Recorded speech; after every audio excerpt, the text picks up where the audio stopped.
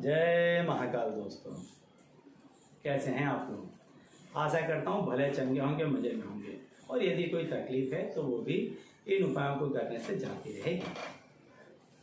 दोस्तों, कल हनुमान जयंती का विशेष पर्व है।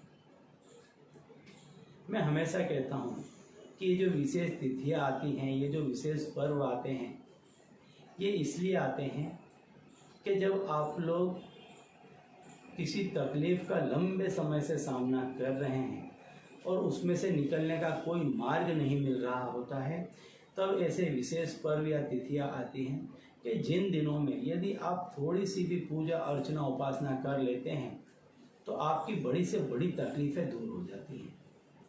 तो ये वो खास दिन हैं जिनको आपको चूकना नहीं है।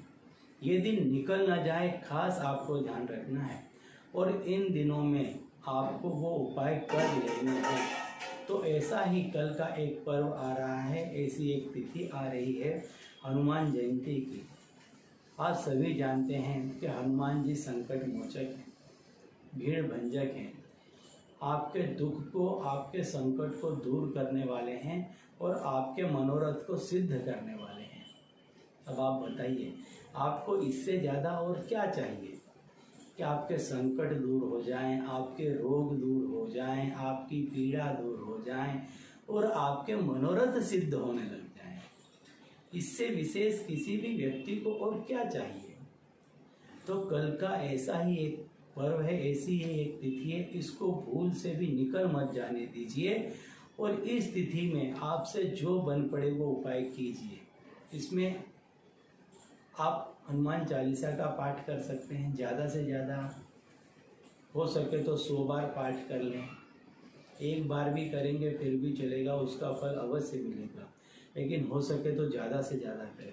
बजरंग बाण का पाठ कर लें, बालकांड का पाठ कर लें, सुंदर कांड का पाठ कर लें। ये सारी चीज़ें विश्व प्रसिद्ध हैं। या हनुमान जयंती पर इन चीज़ों को आप करते हैं तो इनका आपको लाभ मिलता ही मिलता है। लेकिन हर व्यक्ति करता है, उसको वो लाभ नहीं मिल पाता उतना। तो क्या कारण है कि उसको वो लाभ नहीं मिलता? तो मैं आपको बताता हूँ कि क्या रीज़न है। जब आप हनुमान चालीसा पढ़ रहे हैं, बालकांड या कुछ भी आप पढ़ रहे हैं, तो शब्दों के अर्थों को महसूस करते हुए पढ़िए। जो शब्दों के अर्थ हैं उसको आपको फील करना बहुत ज़्यादा जरूरी है। संकट कटे मिटे सब पीरा, जो सुमिरे हनुमत बलबीरा। कि संकट भी कट जाएंगे, जो पीर हैं वो भी चली जाएंगी।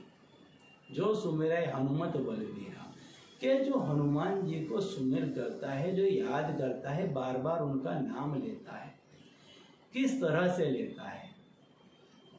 तो पहले वो उनके तेज को देखता है, उनके जीवन चरित्र को देखता है, उनके कार्यों को देखता है, किस तरह से उन्होंने अपने गुणों की रक्षा की वो देखता है, किस तरह से उन्होंने मदद की, किस तरह से वो हर जगह खड़े हैं, किस तरह से वो आपकी मदद कर सकते हैं, ये आपको महसूस करना है। जब आप संपूर्ण रूप से इस चीज को महसूस करेंगे तब आपकी वो पूजा सार्थक होने लग जाएगी।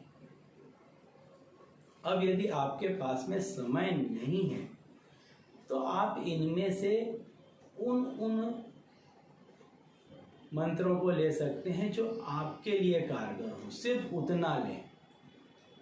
एक जगह पर बैठकर नहीं कर सकते हैं तो आप जिस तरह से कहीं ऑफिस में बैठे हैं काम काज में, तो उसको लगातार बोलते रहें, लगातार भजते रहें उस चीज़ को, तो वो काफ़ी असर दिखाएगी। और यदि आपके पास में समय है तो आपके घर में या मंदिर पे चले जाएं, मंदिर में हनुमान जी की मूर्ति के सामने बैठ जाएं। नहीं है तो आप घर में हनुमान जी की तस्वीर लगा करके बैठ जाएं, आंकड़े के थोड़े से फूल ले लें, और जैसा कि मैंने बताया आप हनुमान चालीसा, बालकांड, सुंदर कांड, बजरंग बाण इत्यादि का पाठ कर सकते हैं। हनुमान जी को चंदन का तिलक लगा दें, पीले या केसरी आसन पर बैठा दें, खुद भी पीले आसन पर बैठ जाएं और आपकी श्रद्धा अनुसार जब तक आप कर सकें मन से तब तक आप इनमें से किसी भी एक का पाठ कर लें। और यदि आप नहीं कर पाते हैं तो क्या करेंगे? तो आप क्या करें, सर्वविदित हनुमान चालीसा को आप पूरा ध्यान कर लें, एक बार पढ़ लें, यदि आपको याद नहीं है तो मन से पढ़ लें और फिर हनुमान चालीसा को पूरा याद करें, अपने तरीके से अपने शब्दों में याद करें कि उनने क्या क्या कार्य किए थे, इसको याद करें। और फिर आप जहाँ कहीं भी हैं, जिस स्थिति में हैं, आप श्वास के साथ में नाम लें। आप नाम ले सकते हैं जय हनुमान, फिर उसी को आप बाहर निकाल दें, या सिर्फ हनु और मान, इस तरीके से श्वास लेते समय हनु और छोड़ते समय मान, इस तरह से आप लें। पूरे दिन, कल का पूरा दिन आप इस तरह से व्यतीत करें। आप अपना कार्य करें लेकिन हनुमान चालीसा को मन में रखते हुए आप ये कार्य करें और आपकी जो भी पीड़ा है, तकलीफ है, वो सारी हनुमान जी हर लेंगे। आप जानते हैं वो सचराचर देव हैं, संकट मोचन हैं, तो आपके भी संकट को हर लेंगे और आपके जो भी मनोरथ होंगे उनको वो सिद्ध कर देंगे। तो कल का विशेष पर्व है, इसे चूकिएगा मत। आपकी श्रद्धा के अनुसार, आपके ताकत के अनुसार कल पूजा अर्चना अवश्य कीजिएगा। तो चलिए दोस्तों, अब इसी उपाय के साथ मुझे दीजिए विदा और आप लोग देखते रहिए दिव्य प्रकाश और अपने जीवन में लाभान्वित होते रहिए। धन्यवाद।